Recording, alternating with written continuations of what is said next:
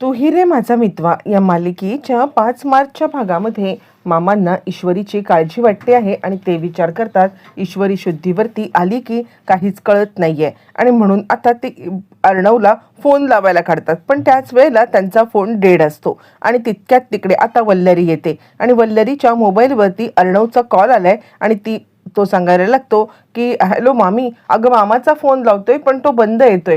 यावरती ती म्हणते बोल ना रे, का कॉल केला होतास. यावरती तो सांगायला लागतो काही नाही, मामाला सांग की ईश्वरी शुद्धीवरती आलेली आहे आणि आता ती आउट ऑफ डेंजर सुद्धा आहे. असं म्हटल्यावरती थोडीशी वल्लरी चपापलेली आहे आणि त्यानंतर मग आता वल्लरी सांगायला लागते अच्छा म्हणजे शुद्धीवरती आल्यावरती ती काही बोलली का.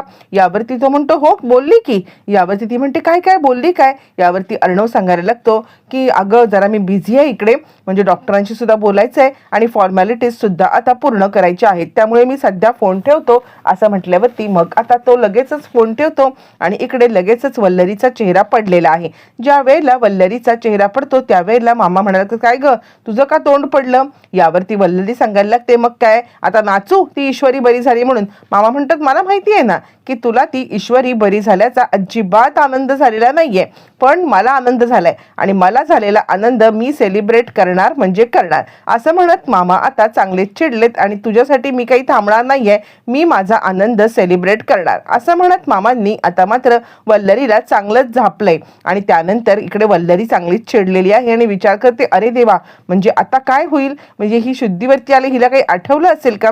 इकडे तोपर्यंत अर्णव इकडे आता राकेश घरी आलाय. घरी आल्यावरती मग आता लगेचच इकडे सांगायला लागते ती म्हणजे अंजली की काय राजेश कुठे होतात तुम्ही, ही बघा ही पाल आहे ना म्हणून मला भीती वाटत होती. त्यावरती राजेश त्या पालीकडे पाहतो आणि हिच्यासाठी तू मला बोलवलंस. यावरती ती म्हणते हो मला कळतच नव्हतं की आता तुम्ही अजून आहात तरी कुठे. यावरती राजेश आता त्या पालीला हकलवून लावतो. त्यानंतर घाबरलेली आता इकडे अंजली त्याला येऊन बिलकते. त्यावरती तो म्हणतो अगं काही नाही, मी ना असंच क्लायंटचा कॉल आला म्हणून गेलो. तेवढ्यात आता अंजलीचं लक्ष त्याच्या लागलेल्या रक्ताच्या डागांवरती जातं आणि त्यानंतर मग ती सांगायला लागते हे काय आहे, हे कसले डाग आहेत, रक्ताचे डाग. यावरती तो म्हणतो अगं नाही कसले रक्ताचे डाग, रक्ताचे वगैरे काही नाही आहे, अगं ते बाहेर मुलं रंगपंचमी खेळत होती ना आणि त्याच वेळेला हे सगळे डाग लागले, बाकी काहीच नाहीये. असं म्हटल्यावरती मग आता ती सांगते अच्छा आणि त्यानंतर मग आता तोपर्यंत ईश्वरी शुद्धीवरती येत आहे. त्याच वेळेला अर्णव तिच्यासाठी छानपैकी गुलाबाचा फुलांचा बुके घेऊन आलाय आणि त्यानंतर तो सांगतोय हे तुझ्यासाठी मिस इंदोर. यावरती ती सांगायला लागते काय माझ्यासाठी आणि ते काम. यावरती तो सांगायला लागतो अगं काही नाही, मगाशी शुद्धीवरती आलीस ना तू, त्यावेळेला तुझी आपुलकीने प्रेमाने चौकशी करावी तर आता त्यावरती मी तुझ्या अंगावरती ओरडलो आणि त्याच कारणासाठी हे तुझ्यासाठी. असं म्हटल्यावरती ती आता ते घेते आणि त्यानंतर मग लगेचच इकडे ती सांगायला लागते म्हणजे मला ना इथे हॉस्पिटलमध्ये राहून कंटाळा आलाय. तितक्यात तिथे नर्स आले, नर्सने उपमा आणलाय आणि ती म्हणते येऊ हा उपमा. त्यावरती अर्णव म्हणायला लागतो हे काय बरं व्हायचंय तर हेच खायला लागणार. ती म्हणते असं जर का फिकं खाणं मी खाल्लं ना तर मी अजून आजारी पडत जाईन, मला हे असं फिकं नाही खाणं खाता येत. यावरती अर्णव आता स्वतःच्या हाताने तिला भरवायला लागतो आणि त्यानंतर ईश्वरी एक एक घास खात असताना तितक्यात मामा येतात आणि आता इकडे आजी सुद्धा येते, सोबत वल्लरी सुद्धा असते आणि ते थट्टा मस्करी करायला लागतात. काय अर्णव बायकोची सेवा वगैरे करतोयस की काय. असं म्हटल्यावरती लगेचच आता इकडे आजी सुद्धा प्रश्न विचारते काय ग तू जंगलामध्ये एकटी कशासाठी गेली होतीस. यावरती आता काहीतरी उत्तर दे म्हणून ईश्वरी सांगायला लागते काही नाही आजी, अहो मी ते माझ्या वडिलांसाठी कोणीतरी मला सांगितलं की जडीबुटी मिळतात, म्हणजे ती जडीबुटी फक्त जंगलातच मिळते आणि म्हणून मी गेले होते. आजी म्हणते अगं हो पण कोणाला तरी घेऊन जायचं ना. यावरती ती म्हणते नाही मला काही अंदाज नाही आला की तिकडे गुंड वगैरे असतील, मी म्हणूनच गेले. आजी म्हणते हे बघ यापुढे काळजी घे, आमचा जीव किती टांगणीला लागला होता माहिती आहे ना. असं म्हणत ती आता तिला समजवत आहे. बरं तोपर्यंत मग आता इकडे मामा सांगतात भरव किती रा उपमा. यावरती ईश्वरी म्हणते नको मी माझ्या हाताने खाईन. इकडे तोपर्यंत वल्लरी विचार करत आहे नशीब हिने तोंड नाही उघडलंय, हिला अजून काही कळालं नाहीये बहुत आणि आता ती सुटकेचा निश्वास सोडते. तोपर्यंत मग आता ईश्वरी सगळे निघून गेल्यावर ती सांगते मी हे असं नाही खाणं खाऊ शकत, मी याच्याने अजून आजारी पडेन. आणि त्याच वेळेला अर्णव सांगतोय ते काही नाहीये, हे असंच खाणं खायला लागणार आहे आणि तुला बरं व्हायचं आहे ना त्यासाठी ही पोलिसांची फौज घेऊन आलेलो आहे. पोलीस एक आता न्यूरोलॉजिस्ट म्हणा किंवा वेगवेगळे इकडे आता डॉक्टर आलेले आहेत. डॉक्टरांचा फौज घेऊन आता अर्णव आलाय आणि प्रत्येक डॉक्टर आता कसले कसले वेगवेगळे आहेत. त्यावरती ईश्वरी म्हणते हे काय, म्हणजे आता वेगवेगळे डॉक्टर तुम्ही आणताय आणि माझ्या दिलाच्या डॉक्टराचं काय. यावरती अर्णव म्हणतो काय. त्यावरती ती म्हणते मग काय, आपला हा व्हॅलेंटाईन डे आहे, बरोबर आहे ना. आपला जर का हा पहिला व्हॅलेंटाईन डे आहे तर आता आपण या व्हॅलेंटाईन डेला हॉस्पिटलमध्ये असताना हे असं खायचं. लोकांचा व्हॅलेंटाईन डे किती छान होतो. मी हे असं फिकं खाणं खाऊन माझा व्हॅलेंटाईन डे नाही खराब करू शकत. किती काय काय लोक आता व्हॅलेंटाईन डे साठी करतात. पण माझ्या नशिबात नाहीच आहे व्हॅलेंटाईन डे सेलिब्रेट करणं. मग काय करू असं म्हणत ती आता लगेचच अर्णववरती चिड आणि त्यानंतर मग आता इकडे अर्णव काहीच बोलत नाहीये आणि तिला असं वाटतं की अर्णव आपल्याला काहीच हे करत नाहीये आणि त्यानंतर लगेचच ती थोडीशी चिडते आणि त्यानंतर तोंड आता वाकडं करून उलट्या साईडला झोपते. तोपर्यंत अर्णवला मात्र हे काही आवडलेलं नाहीये आणि तिच्यासाठी तो आता काहीतरी नियोजन करतो. इकडे तोपर्यंत आजी सांगते आकाशला, काय रे अंजलीला कॉल केला होता ना, अंजली आली नाही. त्यावरती आकाश म्हणतो खरंच काही कळत नाही. म्हणजे आता मी जिजूंना कॉल केला होता की असं असं घडलंय तर ते मला म्हणतात की अंजली मला म्हणते की अजिबात तिकडे जायची गरज नाहीये. म्हणजे ही अंजलीताई असं का वागते ग, मला खरंच कळत नाहीये. आधीची अंजलीताई असते ना तर ती असं कधीच वागली नसती. मला ना खरंच काही कळत नाहीये की काय चाललंय, असं का बरं तिने वागावं. यावरती लगेचच आता मात्र सांगायला लागते आजी, हो ना अगं अरे मला सुद्धा अंजलीचं काहीच कळत नाहीये, असं का बरं वागायला लागलेली आहे ती. पण त्यावरती आकाश मात्र गप्प बसत नाहीये. आकाश आता विचार करतो की काहीही झालं तरी सुद्धा मी आता अंजलीला जाऊन जाब विचारणार की ती असं का करतेय. पण तितक्यात तिकडे येतो अर्णव आणि तो म्हणाला, ठीक आहे ना, बरं झालं हे कार ती ताई आली नाही ते. त्यावरती आजी म्हणते काय बोलतोयस तू. त्यावरती तो म्हणतो नाही म्हणजे मिस इंदोरला जर का अशा अवस्थे. यावरती आजी म्हणते अरे असं काय बोलतोयस. यावरती तो सांगायला लागतो बरोबर आहे ग, म्हणजे मला वाईट तर वाटलं, बरोबर आहे मला वाईट वाटलं, पण ठीक आहे ताईला त्रास झाल्यापेक्षा वाईट वाटणं कधीही चांगलं ना. यावरती आजी म्हणते खरंच बघितलंस ना किती हर्ट झालाय तो. यावरती हे सगळं बोलणं ऐकून आकाशला अजिबात आवडलेलं नाहीये. तो विचार करतो नाही ताईला जाब याचा द्यायलाच पाहिजे, तिला मला सांगायलाच लागणार आहे की ती असं का वागली. आणि त्यानंतर तो आता जिथे राहते अंजली तिकडे आलाय. अंजली आल्यावरती अंजलीच्या घरी आल्यावरती तो आता दार वाजवत आहे. ज्या वेळेला अंजलीच्या घरी आता तो आलाय आणि त्यावेळेला मग आता लगेचच अंजली त्याला म्हणते अरे ये ना आकाश आत आले ये ना. आकाश म्हणतो मी आत यायला आलेलो नाहीये, मुळातच या अंजली ताईला मी ओळखत असते. अंजली म्हणते काय झालं. त्यावरती तो म्हणतो काय झालं, अगं तिकडे ईश्वरी मृत्यूशी झुंजू देत आहे. ईश्वरीची तब्येत बरी नाहीये, तिच्यावरती अटॅक झालाय आणि तुम्ही इकडे मजेत आहात. यावरती अंजली घाबरते आणि काय अरे काय बोलतोयस तू, ईश्वरीची तब्येत, मला खरंच काही माहित नाही. यावरती तो म्हणतो खोटं बोलू नकोस, मी स्वतः जिजूंना फोन केला होता आणि त्यांनी कॉल उचलला सुद्धा होता. कॉल उचलून त्यांनी आता माझ्याशी बोलले सुद्धा होते.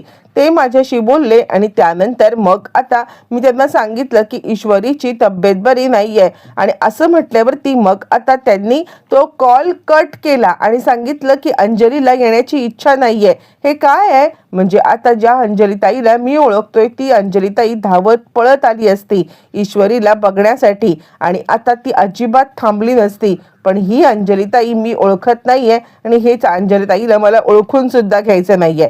त्यावरती अंजली त्याला समजवण्याचा प्रयत्न करतेय पण तो काही ऐकत नाहीये. त्याला आता या सगळ्यामध्ये कोणत्याही परिस्थितीमध्ये काहीच ऐकायचं नाहीये आणि त्यामुळे आता इकडे तो सांगतो ठीक आहे मी इकडे एक क्षण सुद्धा थांबणार नाहीये, मी निघून चाललोय. असं म्हणत तो आता चांगलाच अंजलीला फटकारतो आणि आकाश निघून जातो. अंजलीला खूपच वाईट वाटतं. ती आता राजेशची वाट पाहतीये, काही झालं तरी राजेशला जाब विचारायचा, असं का राजेश आपल्यासोबत वागला.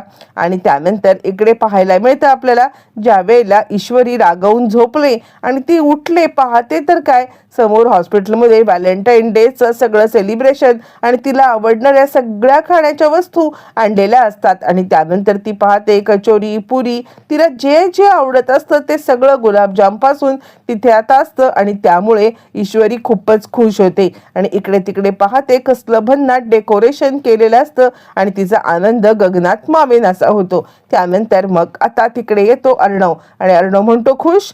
सगळं तुझ्या मनासारखं झालं ना मिस इंदौर?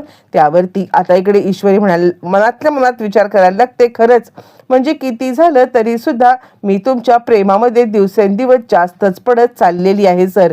म्हणजे आता हे सगळं जे काही चाललंय ना, त्यामुळे मला माझं तुमच्यावरचं प्रेम आता दिवसेंदिवस वाढत चाललंय. आणि त्यावरती आता इकडे ती सांगायला लागते, हो तुम्ही ही व्हॅलेंटाईन डेची तयारी केलीत, पण यावरती तो म्हणतो, पण बिन काही नाहीये. मुळातच आता इकडे म्हणजे तू घरच्यांसाठी किती करतेस, तू स्वतः आता अंजली ताईसाठी बाकीच्यांसाठी किती करतेस, तुझ्यासाठी मी तर हे इतकं नक्कीच करू शकतो.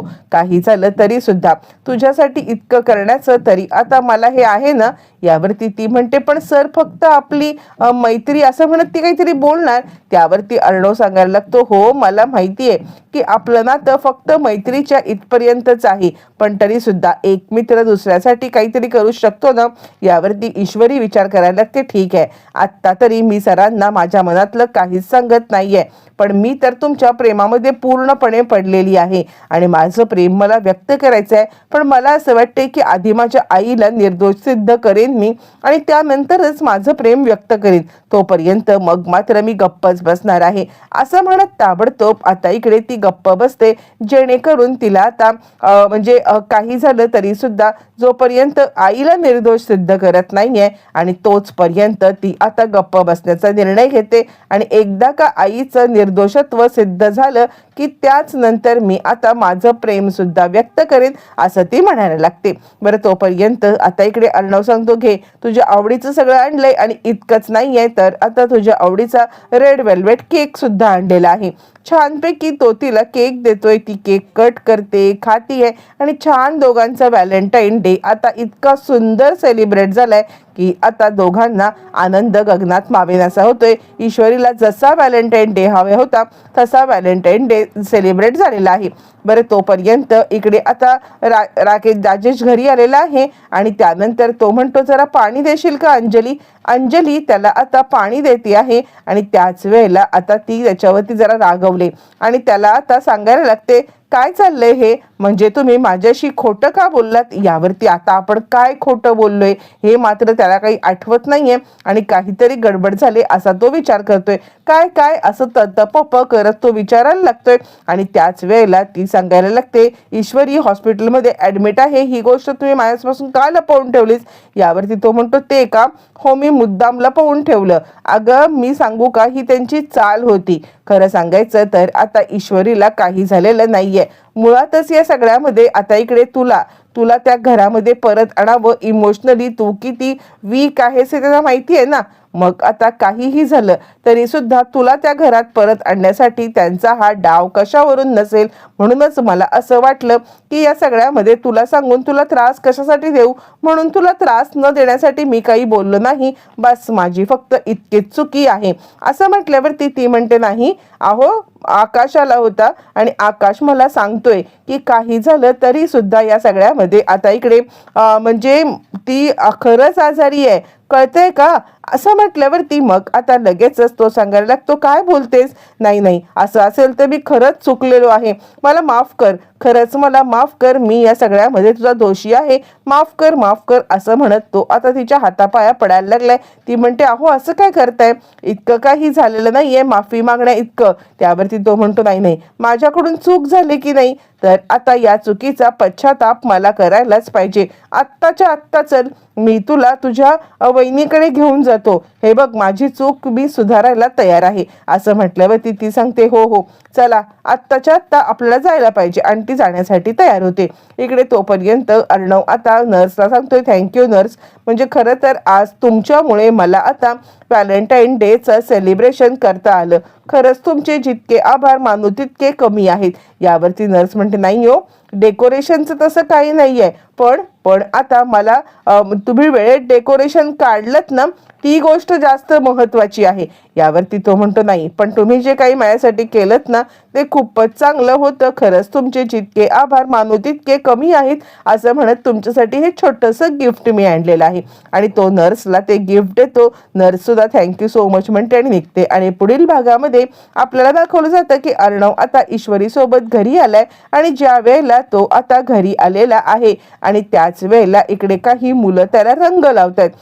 रंग लावत असताना अचानकपणे आता ईश्वरी सांगायला की नाही नाही, त्यांना रंग वगैरे काही लावलेले आवडत नाहीत. यावरती तो म्हणतो नाही, आजच्या दिवस रंग लावलेत तरी चालेल, मी खूपच आनंदामध्ये आता आहे. त्यावरती मग आता ईश्वरी म्हणते हे काय, तुम्ही मला नाही का रंग लावणार? त्यावरती लगेचच मग आता सांगायला लागतात, तो मुलगी सांगायला लागते की नाही नाही, माझी आई म्हणते की बायकोला पहिला रंग नवऱ्यानेच लावायचा, त्यामुळे तुमचाच नवरा तुम्हाला पहिला रंग लावेल. लगेचच अर्णव आता पहिला म्हणजे रंग तिला लावतो आणि त्यानंतर इकडे आता तो तिला उचलून रूममध्ये घेऊन येतोय. प्रेक्षकांनो, दोघांची लव्ह स्टोरी तर आता जोमातच चालू झालेली आहे आणि या सगळ्यामध्ये आता दोघं जण खूपच आनंदामध्ये सुद्धा आहे.